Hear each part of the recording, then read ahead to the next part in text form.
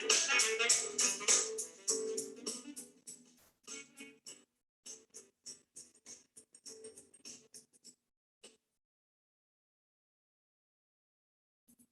everyone.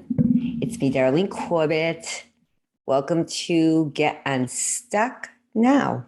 I think I just, by accident, switched off the meeting for a moment, but I'm back. Back. Smack Water Jack. Remember that song?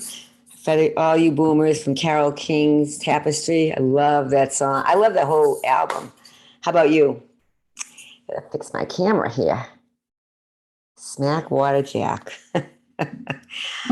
Yeah, I think it was beautiful, the play, about a year and a half ago. No, it must have been longer. It was right before the pandemic. What a great, oh my God, I fell in love with it. Yeah, Carole King, she was quite the icon, in the 70s.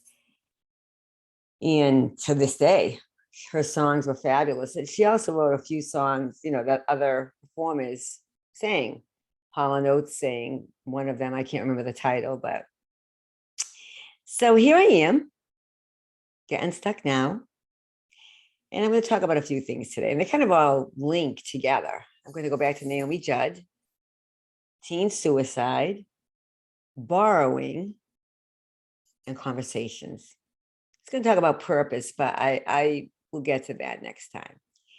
Before I get into Naomi Judd, I want to let you all know I hesitated about doing the podcast again. I thought, who's really listening? People are listening. That's the good news. And I said to my husband, you think I should continue? And he said, no. I said, why? I was just curious what he goes, energy. He knows how much energy I put out in other areas of my life. I thought, you're right. It's going to stop. And I thought, no. I listened and watched my podcast again. I watched it on YouTube and I thought, somebody's watching, not so much on YouTube, but listening to my podcast. I can see by the downloads. No, not tons, but enough. I lost some when I took that lapse. I did. I lost some people listening, and I understand that. I think that's what happens. But if I am more regular again, I believe I will keep getting listeners. I always have something to say. That's not why I was considering halting my podcast. There's a few other reasons I'm not going to get into, but here I am. I'm not halting it. I will try to do it weekly. I say that all the time. I know. I do try. Okay. Naomi Judd. Oh, before we get into Naomi Judd, see, there's one more thing. Last time, everything was working, but I didn't have my ring light on. So you saw a little bit of a fading and faded out. I didn't even realize it until I got off my podcast. Sometimes the mic doesn't work. Sometimes the light. Well, that time I forgot. I had my other light on. Now I have my ring light on. You can't see it, but it's there. Those of you who are in the speaking world or do a lot of virtual presentations, you have a ring light probably. Not all of you, but a lot of you. Okay. Three's a charm. Naomi Judd. Sadly, I knew she committed suicide right immediately after I did the last recording, before I even put it on the web, the World Wide Web, or uploaded to all my forums. I almost thought of re-recording. I thought, no, I already knew she did. It was a matter of when it would be official. Now we find out she shot herself most recently. And that's horrible. I think Ashley Judd found her mother.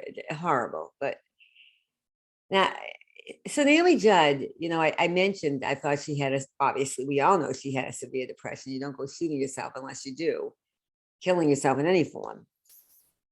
But a lot of people feel, sometimes it's very biological, the depression. I tend to believe that's rarer than, now, I shouldn't say it's rarer. I just tend to see more situational. But when I say situational, I mean situational from long ago. Something that may have submerged, but never had been dealt with and reemerged. I say this about Naomi Judd because we know she was assaulted and raped horrible. That's horrible in itself. So I don't want to say just. I will put that out there. But what I really believe, this is my hypothesis, my humble opinion, but based on years of experience of observing people, that her sexual abuse, that horrible cancer from her childhood, well, was never, it may have been treated properly, but it reemerged. It's like cancer comes back. It came back. That's my guess. She was sexually abused as a child by a family member. She never said who. I understand that.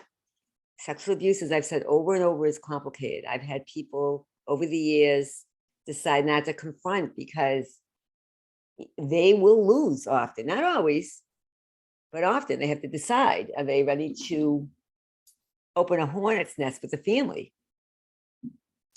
They may get support, they may not. So it's complicated. I'm not saying they shouldn't. You just have to really be aware of what you're looking for. Anyway, Naomi Judd obviously preferred not to disclose who this perpetrator was. And we don't know for sure. Perhaps whatever it is, I have no doubt that it had some bearing on her depression that was probably intermittent throughout the course of her life, became more severe later in her life, at least to our knowledge. It may have been throughout her life. She was raising children, so maybe those things distracted her. I don't know. But I will say this, for anyone who is familiar with Bessel van der Kolk, his book, The Body Knows, I don't know, but I heard Bessel speak many years ago about trauma. I'd already known a lot about trauma, but he talked about how the brain chemistry is impacted. And I have no doubt, I've seen clients that have suffered severe illnesses, even, more prone to some autoimmune. Now, am I saying everyone that has autoimmune has been abused? No, I was very clear about that. But sometimes it can certainly rupture what may be there, a vulnerability. And by that thing happening, really could impact brain chemistry. I have no doubt. So poor Naomi Judd had been sexually abused. Everyone knows my position on that. It is the worst, not one of the worst, the worst things to happen to a child. Absolutely. I say that without reservation. And I wasn't surprised. But I was looking for it. It was in one article. It wasn't, and I think it wasn't in her book, but it was more about the rapes, the more, and those are bad. I mean, that's horrible in itself. But so poor Naomi Judd, I hope she is at peace. And I'm sorry that she had to die that way, but obviously she was very, very tortured. It must have been very dark and black, and it didn't matter that she had purpose, that she had connection. This horror, this darkness superseded. It couldn't be remedied for whatever reason. It just, the dark hole, whether it reemerged, which, like I said, I think it did, the infection was just too great. So now, speaking of suicide, it's every parent's nightmare. It's every family member's nightmare. It's every therapist's nightmare. Teen suicide, I mentioned this before, but I guess more came out about it, has increased rapidly and radically. And everybody say it's the pandemic. No, it's not. The pandemic elevated it. It accelerated what was already, again, a horrible situation going on in our society. So abundant, the United States, so much there, so much opportunity, so much. Some people disagree with me. I don't care. I'm 64. I've lived in this country. I came from, my parents were poor, but we didn't know it. They weren't impoverished. They weren't. But when you have parents that are sitting there, they told me this later, they can't afford snacks, so they would have peanut butter and crackers for their snack at night, watching TV. That's not exactly, they weren't basking in wealth. Let's put it that way. They weren't even barely middle class. Eventually, they rose to a lower middle class level. And good for them. My parents worked really hard. Both of them did. And so, and I believe they certainly, they gave us their work ethic, which is so much lacking for some people these days. But that's another story for another time. Teen suicide, I just heard this statistic, is that between 2009 and 2019, it increased 41%, I think mainly with girls. I had heard 51% as of 220 for girls. Girls, I just lost my video and I need to figure out why. So I will, and forgive me everybody for this for 1 minute. I will go right back. I don't know why I lost myself, but I did. So this just may be going on my podcast because I can't seem to, oh, here it is. I must have by accident. Here we are. I must have been flicking my hand around. That's what I just did. Sorry about that, everybody who is watching me on YouTube. All right, returning to, I use my hands a lot. That's my Middle Eastern in me. I use my hands. Teen suicide. Boomers, you have grandchildren, maybe great-grandchildren now. Please, it's always been, life is difficult for all kids, adults. Bullying goes on, but now we have the internet. We have social media. Social media has contributed drastically, I'm saying it wrong, drastically to this horrible phenomenon. That's all I can say. Horrible. And teens lose hope. And I understand, which I'm going to get to in a minute about social media. But seeing people on social media, they're not included in some things. They, you see friends on Facebook or Instagram. From what I hear this from clients, that their kids are like not invited to parties. So you have that, being excluded, being isolated, not included. You also have bullying that goes on there. Sometimes through texting, sometimes through messaging.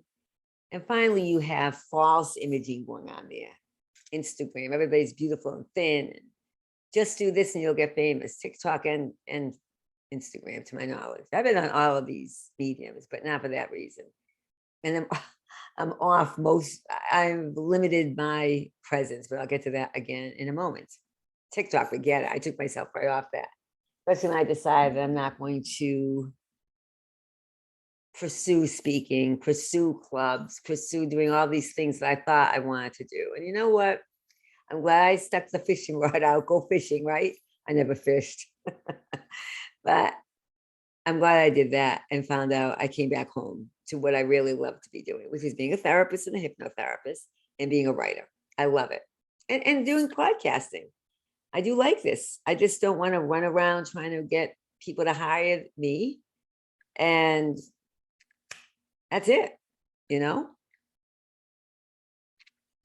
But getting back to teen suicide. So these poor young people, so the parents and the kids, because the parents have to worry. They have to worry about their kids feeling bad about themselves, but they have to also worry about their kids not being excluded.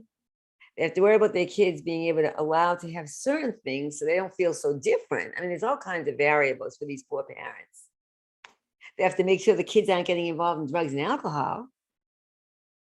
That's been around since the 70s, 60s, maybe. I don't know. I grew up more in the 70s. I was born in 57. So, but parents have to worry more now than ever about all of this vaping. I guess they can put vaping material in a jewel of some sort. I see young people from colleges, and now when they say they smoke, I don't know if it's weed or cigarettes, and then there's vaping. And most of them don't do a lot of it. And the same thing with, the people I see. But the point is, parents have to constantly worry, and the kids are inundated. So I can see what makes them feel bad. Are they good enough in school? Are they good enough in sports? Are they good?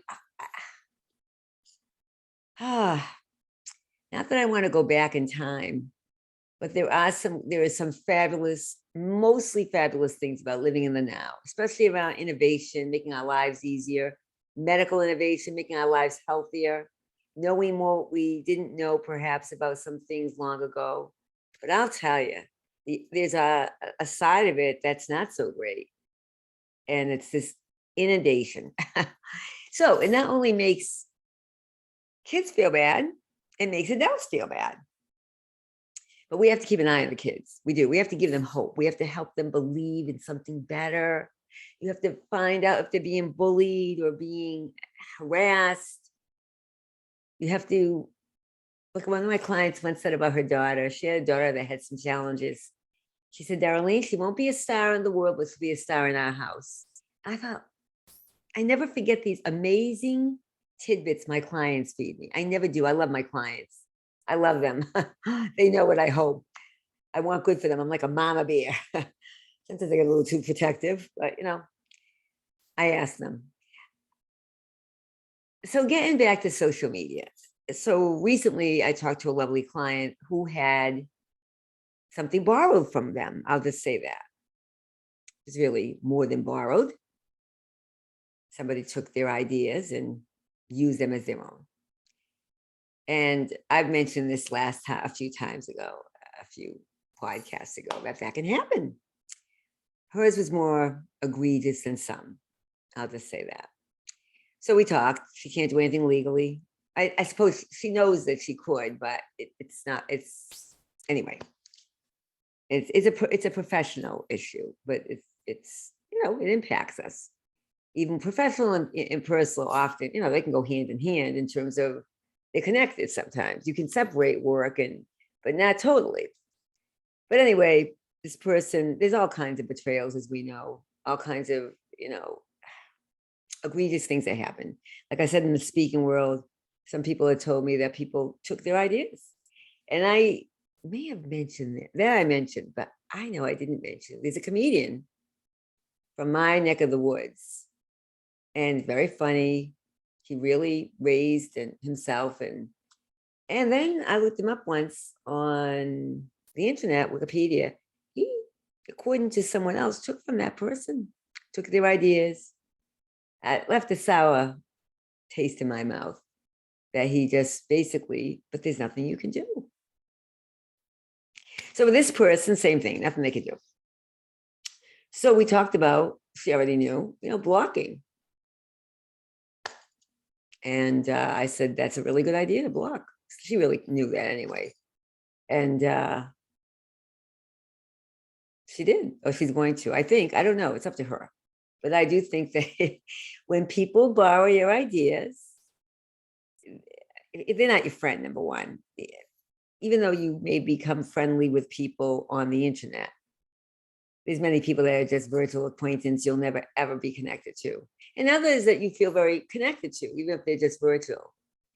I have some people on there, really lovely people that I have found, just, I wish they lived near me. But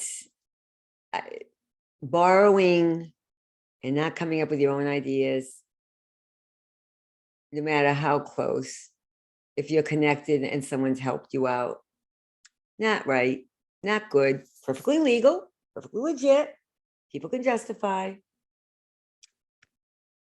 even if it's a big, wide idea, wrong. All right, that's my humble but very direct opinion. So speaking of the internet, since we're moving along into that, I have really curtailed my activity on the internet in terms of social media. LinkedIn, I used to love, but I'm so tired of people reaching out and touching. Please, you have a great, and I've already mentioned this. It's happened less and less, and I think it's because thanks, but no thanks. Again, I've said this before. Last time I was on here, I'll say it again. I get it if you're trying to make a living. If someone says no thanks, respect that no thanks. When I used to do newsletters, and I still might throw one out here and there. I don't know. I haven't decided. I'd say could I send you my newsletter? And they said no. I said, okay. I get more newsletters from people, that unsolicited newsletters. I thought, at least with constant contact, that if you do that, you will get sanctioned. I get more newsletters. All of a sudden, boom, where is that? I never signed up for this. whatever. Human beings will be human beings. None of us are perfect. And I get that too. All right. So I have curtailed my activities. I don't look at my timeline on LinkedIn hardly. The only thing that shows up anyway are animals. I must have liked someone's animals. And my friend, Stephanie Meehan, who Safe Kids Now, everyone should support that. Safe Kids Now. Her and I are kindred spirits on many things, and that's one of them. Keep kids safe. Boundaries, boundaries, boundaries. But other than that, on Facebook, I really curtailed my activity. Most recently, I decided it makes me feel bad. I'm going to be honest with you. And some of my young clients, when I say young, in their 30s, also said, Darlene, I'm getting off this. And they did. A couple of my close friends did too. And I'm like, I can't, or I could, but I prefer not because I'm in a couple of really cool writing groups. One is they're all related to romance writing, and I love it. There's nothing hostile involved, to my knowledge. There's nothing politically correct or incorrect. There's nothing. It's all about writing fiction of some sort. And I'm in a few others. There's one called Proverbs. I'm in that. I really like that. So yes, I am a person of faith. I actually, not a Bible thumper, although I should have brought my pink Bible up. I have a pink Bible. I don't usually use it though. Maybe I'll bring it up sometime. I love pink. My favorite is teal. That's my favorite color, teal, as you can see by my Unstuck. Next is that cobalt, that purple blue. I guess some people call it electric. It's electric. That was a line dance from not long, 25 years ago. It's electric. But I love electric blue or cobalt blue. It's beautiful. It's a purple blue. And I'm like, pink, pink, pink, pink.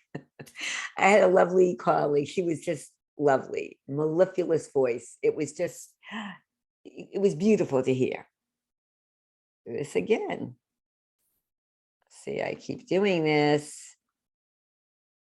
There we are. For anybody who sees me on YouTube, I just by accident use my hands again and flick something. But she had a beautiful voice.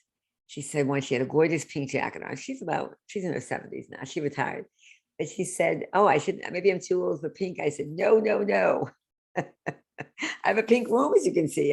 We didn't paint it pink. It was like this, but I love it. And a pink fireplace, as you can see. Pink, pink, pink, and teal. Doesn't it look beautiful?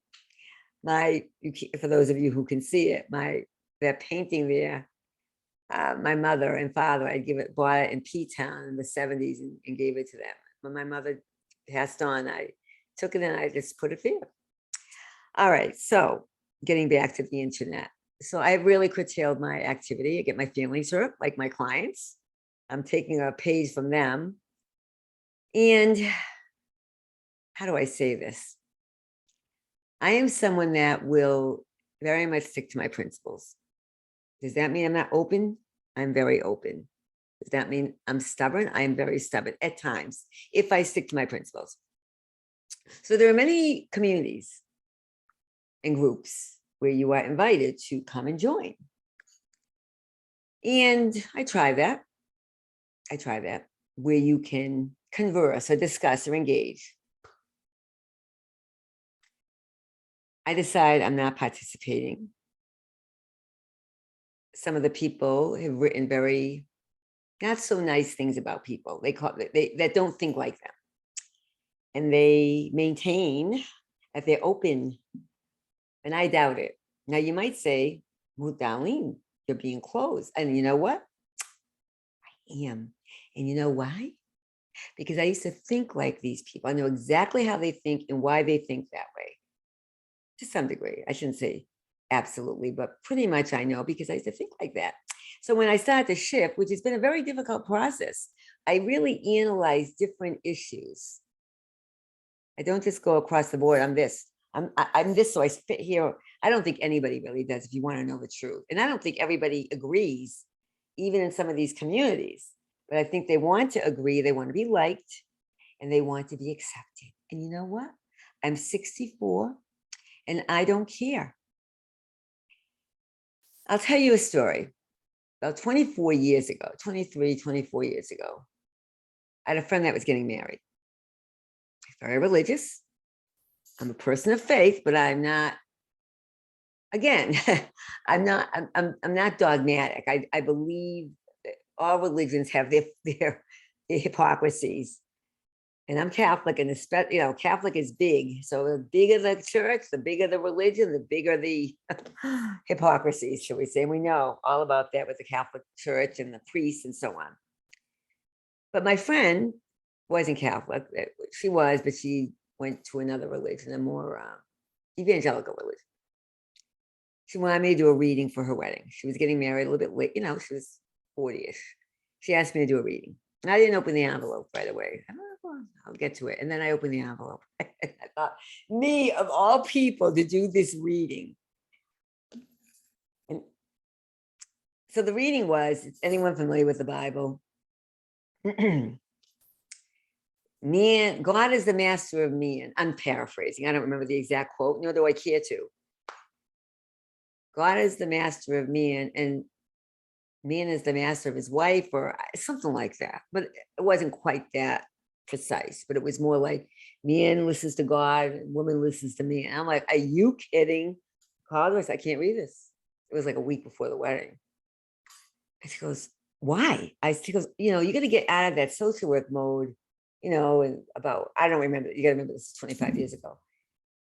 You've got to get out of that, your work, you can't let your work interfere. I cannot read that. This is not about my work. Yes, it brought me to my work because I am not having anyone be my master except God. My husband agreed, and I just couldn't do it. I didn't do it, and I was agonizing because the friendship got a little testy, and we were very close. We still are. It's a nice story to the end of this, but I was like dying. It was okay. She called me. I went to the night before dinner. And the groom's mother wouldn't look at me. She would not look up at me. So the next day was the wedding. Next day or 2 days later, I can't remember. Yeah, I think it might have been the next day. And so my friend was fine. She ended up understanding. Her own father, who's a devout Catholic, he understood. And I asked her sister, I said, would you have read this? She goes, well, one time I wouldn't have, but now I would have. I can't. So the wedding came, and the groom's sister got up and read this, and she got up, and I know this was for me.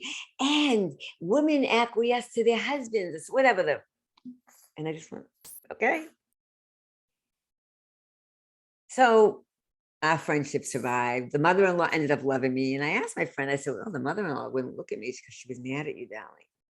He had to go around and change the program, and her son was her, some sons are kings, the prince, the Italian prince. And it could be Italian, Irish, Lebanese, Jewish, doesn't matter. The point is, she adored her son, and she didn't like the fact that I made him go out of his way, which I didn't ask him to do. Actually, I would have read something else. I should have probably said, I'll read something else, but it was too late. But that's who I am. I am not going to, just to make things peaceful, do something that goes against my belief system. So I will not engage in conversation with people that have made indirect comments, not directed to me, but directed to some of my beliefs that really shifted over the years and really were agonizing for me to reach. And even now, as of late, a position I was more squishy on, I agonized over, and I've really come to a place where, no, this is where I stand now. And it's made me rethink what I agreed to over the years. And I always say, oh, I don't have any regrets. I do have some regrets. I do. And that's one of them. I realized I did it, and that's why I know how other people think. I did it because I thought it was the right way, the honest way, the open way to think and be open. And the very people that shout openness do the name calling and the closed-minded, they're the closed-minded ones. I sit with all kinds of people. I don't care what people's degrees are. I don't care what their knowledge base is. There are facts, and then there are opinions. And even some things where they say, well, the research shows, well, no, research can be flawed. I'm not a researcher, but I was in graduate school and I took stats, standard deviation, the mode, the median, and the mean. It can be flawed. Depends on the instruments. I don't know. I'm not going to get there. That's not my thing. But the point is, you can prove, you can say, for example, this is settled. The science is settled. Well, the science is never settled. I'm sure Einstein would agree with me. I'm no Einstein. So anyway, I refuse to do something that's going to cause me angst. I listen for a living. I listen to pain and suffering. I listen to joy. I listen to it all. And I'm very, very blessed. I see the most wonderful people. Does that mean some of the ways they live their lives I think is best for them? No, but I can't, they know I want good for them no matter what it is. I want good for them. And hopefully some of them will find that peace that they deserve to find. So I'm very open to conversation, but I'm not open to walking into a place where people claim that they're all open-minded when they're not. I know that. And I'm going to tell you a story and then I'll stop. It gets back to social media. The Wall Street Journal, and I always quote them, but I don't always agree with the Journal either. And I see a lot of the commenters that agree with me that don't agree with the Journal. But that's another, they don't care. I don't care that they don't care anyway, but there's a lot of very valid things, and that's why I still read it. There was some little, I forget what section it's in. It's like a little review or something. It's a little short paragraph they often write. It's on the right-hand side of the paper. And somebody wrote about a friend of theirs, the writer, wrote about a college professor of theirs that was a friend. And the college professor was signing on to something that the college instituted. I can't remember what it was. And the writer was surprised. They knew how their friend thought. And they said to him, "You really believe this?" And the friend said, "No." And neither does anyone else here, but they're doing it too. And that's what happens when you have loud voices preaching, this is the way it should be. We are so good. And I'm not suggesting communities that I'm thinking of do that, but I just don't have the energy. I'm a people person. I will, and I am willing to have a conversation if somebody listens to this and says, "Well, Darlene, I don't understand." You can call me, you can email me. I will do Zoom though. I won't do phone. I don't do phone. I do Zoom, FaceTime, Skype, whatever your WhatsApp, I do them all. But I rather see people's facial expression. That's the way I roll. It's the way I work. It works best for me. So because of all this, because I get my feelings hurt, I have decided a lot more peace. I don't know why I didn't touch this, so I don't know why this keeps going off and on. Who knows? Maybe the internet connection here. But I am much more peace by not enduring something that I will find stressful. I'm 64. I'm not shutting the door, but I will, and I am open to having conversations, but I will not walk into something where some people feel they want to keep a part of the crowd, so they will appease. And do not get me wrong, there are some areas I will. Oh yeah, you have a good point. Yeah. But not on certain really principled issues, sacred values. That's it. So very little Facebook, very little Twitter. Well, I'm not on Twitter much anyway. Very little LinkedIn. I look at my notifications. And as I said, I weeded through. I basically make sure that they're limited too. And Instagram, I just popped in on there. I popped in about real quickly, everyone. Shen Yun. We saw that in Providence, a friend of mine and I. It was divine. It was based on inspiration, I believe, from the divine. And it was divine. That's all I can say. For those who don't believe this, that you believe with this guts and blood cells, body, and that's it. Our consciousness dissipates with the rest of us when we die. We all have doubts, but let me tell you, there is absolutely no way. I do believe that we go somewhere. Where? Who knows? We don't know what it looks like. I always believe this. And any books I read or articles about going to having a near-death experience or going to another world. It's exactly what I thought. We can't comprehend it. That's all I thought. That's it, everyone. So that's my story. I'm at peace because I'm doing what my clients are doing. I'm clearing the clutter. I say that in hypnosis sometimes, clear the clutter. And I feel a lot better. I'm on there again just to,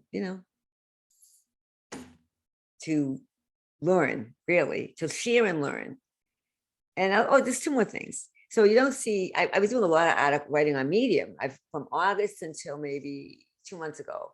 And it's wonderful people on there. But again, you have to read. I do. I don't feel it's right not to ask them to read my articles, and it was exhausting. And I don't have time to write every day. I barely have time to write once a week, especially with these other writing projects I'm involved in. So I am curtailing my time to writing to only really 2 publications. I've actually been invited recently to another one. I can't. And I was on Vocal, and that, I didn't do much there either, but so it's two publications. And I'll probably write maybe 2 or 3 times a month. We'll see. We'll see where you go. All right, everyone. I always have something to write about. I'm just so busy with this falling in love with fiction piece. I have to switch gears, and that's not always a simple thing to do. All right. Stop depriving the world of you. And watch out. You may get unstuck. You will get unstuck. I shouldn't say may. You will get unstuck. I have no doubt about it. I believe in the possibilities for everybody, no matter how old you are. They may have to shift, but they're there for the taking. All right, everyone. Have a lovely, lovely week. I will be back. You're seeing this on a Monday if you're seeing it. I did this on a Friday. It's a gorgeous day in New England. It's in the low 80s, high 90s, 70s, high 70s. So I have my t-shirt on. All right, everyone. I'm going to put my music on. And I'm saying goodbye for now.